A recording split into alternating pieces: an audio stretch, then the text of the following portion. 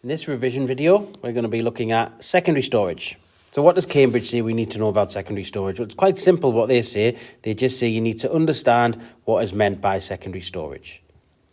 But there's a lot more to secondary storage than there is primary storage. You have different types and you have different uses for different types of secondary storage.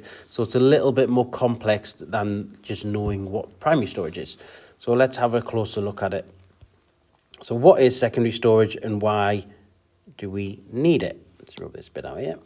So if you remember primary storage, the main memory or the RAM, that was used, or that is used, to store programs that you're currently using. So when you open up Google Chrome, it goes into the RAM, and the processor runs it from the RAM. And that is volatile, which means that the contents are emptied when power is lost. So anything that you're storing when you turn your computer off, or there's a power outage, or you run out of battery, the data is lost. All right, so no power equals no data, and it won't be loaded back up once you turn your computer back on. It will be lost. Right, so with secondary storage, this is not volatile, so that means data is not lost when power is lost. All right, so data does not get lost, it's kept.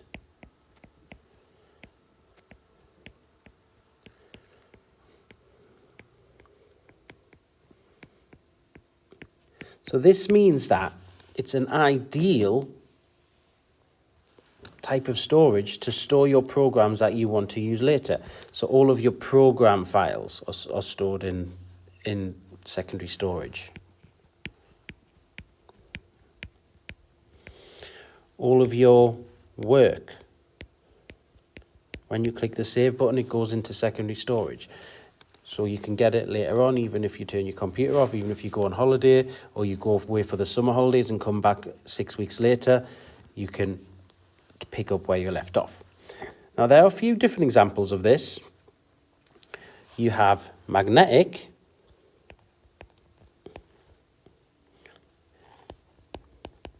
Now, this is a hard disk drive, and it uses magnetic storage. You have optical. Now this is a CD, or it could be a DVD. It could even be a Blu-ray. And you have, both of these are using the same type of technology. And this is flash technology. Or solid state.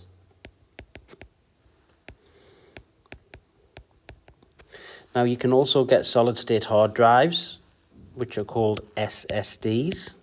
They kind of look like magnetic drives, but they're a lot smaller and they have no moving parts, so they don't spin around like magnetic.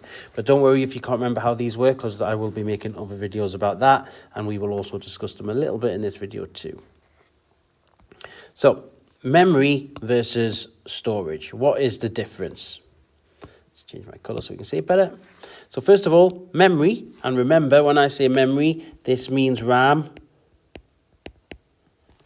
Okay, and when I'm saying storage, this means all of the devices we just looked at over here. And so memory is volatile, storage is non-volatile. All right, so memory will lose its contents when the power's turned off, storage will not. Memory tends to be small, a few gigabytes. Okay, so you're talking like, even I think in Apple's brand new M2 MacBook Pro Max, the biggest memory you can get is like 96 gigabytes. And that is absolutely huge. And most people would never, ever need that much memory. But that is probably the biggest amount of memory I've seen on a computer when I've been looking in stores for personal use. And storage tends to be gigabytes or even bigger, terabytes. Or even more. You might have seen computers in the shops that are selling more than terabyte storage. But generally, gigabytes or terabytes would be the average you would see in the shops. And when I say gigabytes, I don't mean like I don't mean like 32 or 16 or something like in memory. I'm talking about like maybe 512 as a start-off point. Okay, so the smallest amount of memory you'd see is 512. And the biggest, well, it can go massive. It can go absolutely huge. And finally, main memory is accessed directly by the CPU. Remember, that's why we call it primary storage. And secondary memory, or secondary storage, sorry, is not accessed directly by the CPU. Now, Cambridge like to ask exam questions like this. Right? What are the differences between memory and storage? So it might be a good idea to memorize this table before you go into the exam. So let's have a look at different types. So there are 3 different types you need to know about when we're looking at storage technology: magnetic storage, optical storage, and solid state, or sometimes you will hear it called flash. Right, so when you see flash, it just means solid state. When you say solid state, it just means flash. So let's have a look at magnetic storage first. So some examples of magnetic storage would be a hard disk, like we looked at over here. This thing here. Magnetic tape.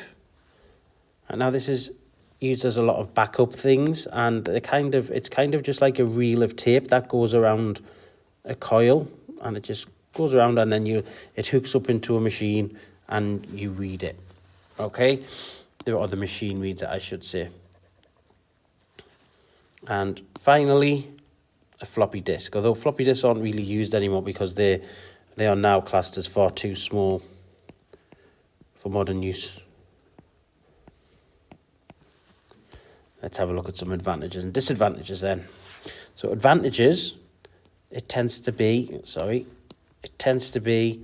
a massive amount of storage compared to the others. Okay, so you can have big storage when you're using magnetic tape.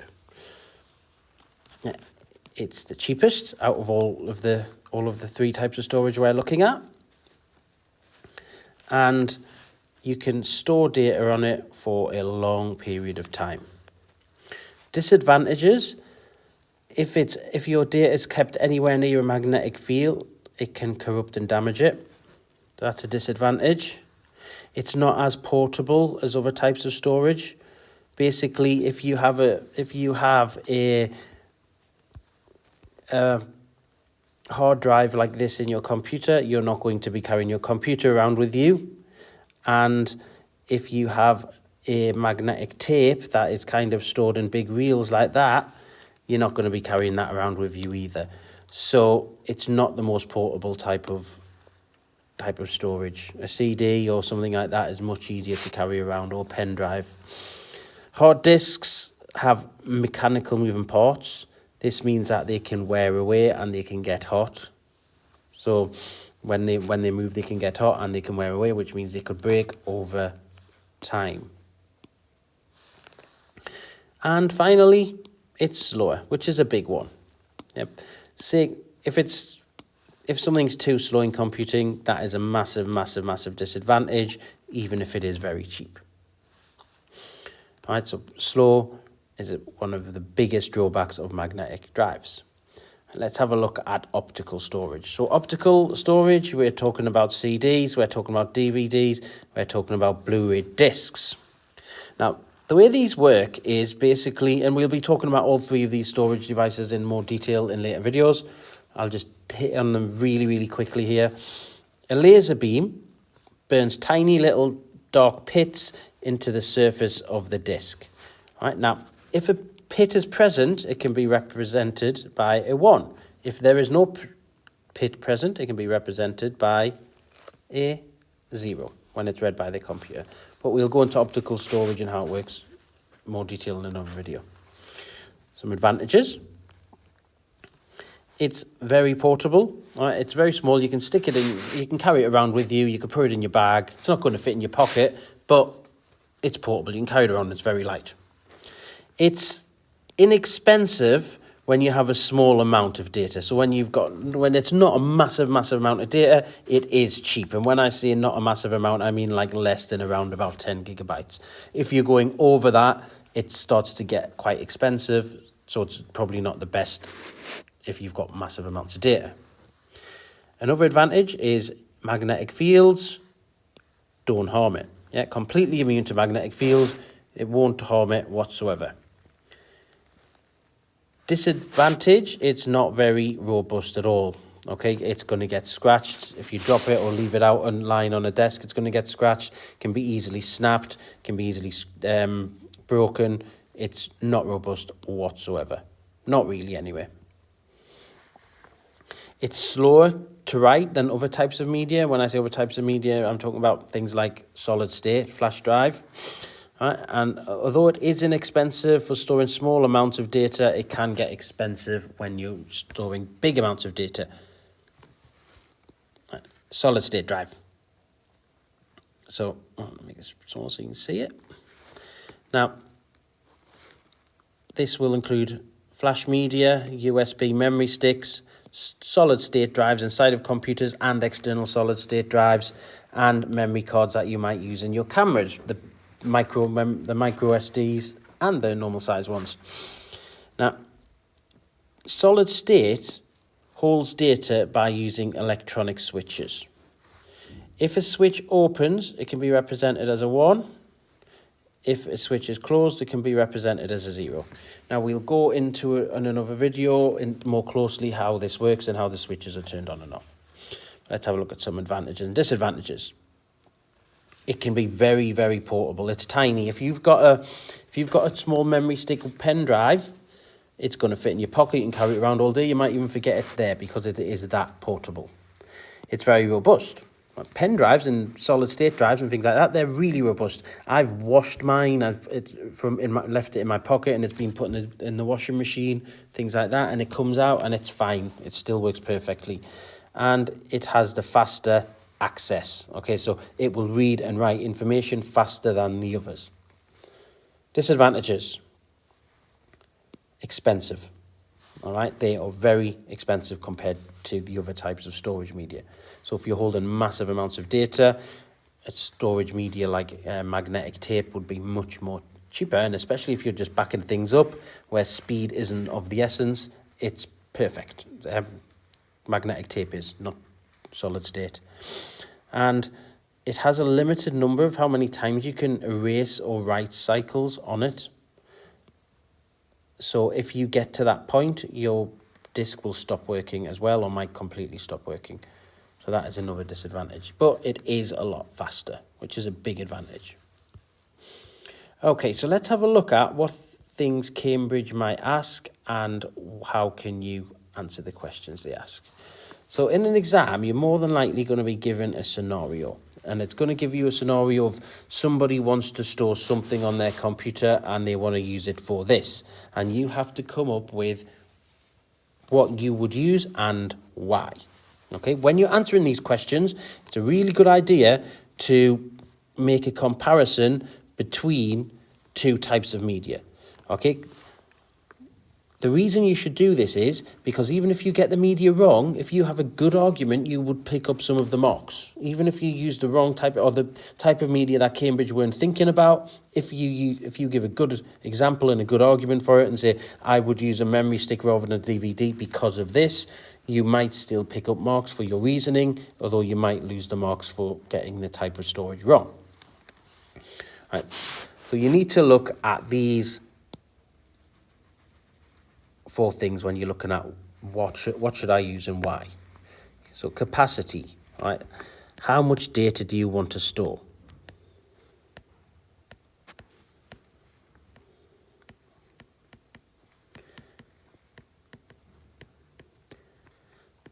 Okay, so you're looking at capacity. So do I need to store a hell of a lot of data? If you need to store an absolute massive amount of data, something like magnetic storage is going to be your way forward because it can store huge amounts of data at a cheap cost.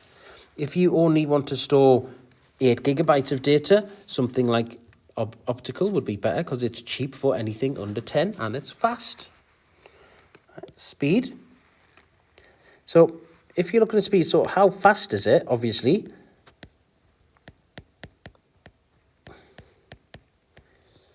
And if speed is of the essence, something like an SSD, solid state drive, using flash technology, is going to be your way forward. What you wouldn't use is optical, because that has the slowest reader write. Portable, do you need to move it?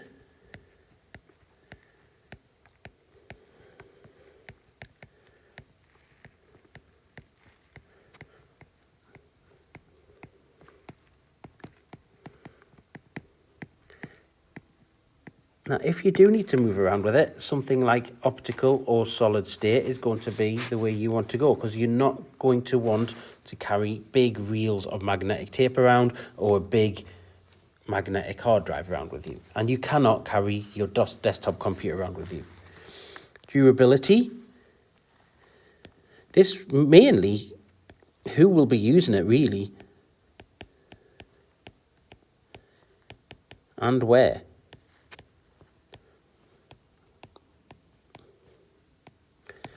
If you were going to be putting, say, books onto memory onto storage for students to borrow out from the library, you do not want to put them on something like a CD, because if tens or even hundreds of students are going to be using it and borrowing it, the likelihood is it will get scratched if it's a CD.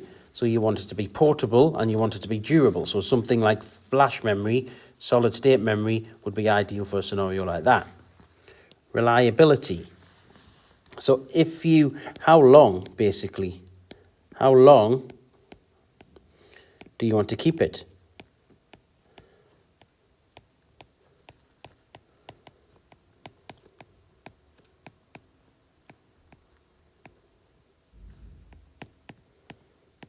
Now, if it's something that you're going to store for a long, long time, something like magnetic tape is perfect, because it is really good at storing things over a long period of time.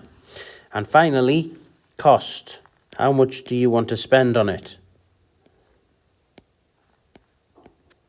Big thing, okay? Sometimes you won't be able to work around the cost. If speed is of the utter importance, you will have to use solid state memory, but pick the right cost for you.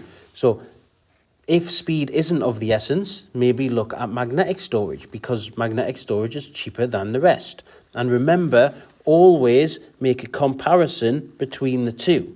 Okay, so I could say I'm going to use a hard disk drive because it's magnetic, because speed is not too important,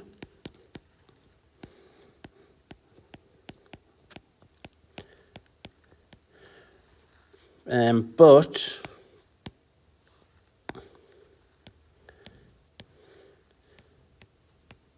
cost is. And magnetic is cheaper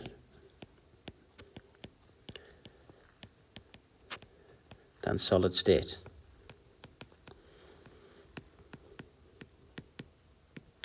Okay, or you could flip that on the other side and say that you're going to get solid state, although it costs more, because speed is important and you need to get things written and to read and write from things as fast as possible. Okay, so that is computer storage, and I'll just get rid of my pen for you. I don't think you'll be able to screenshot this one too much, because it is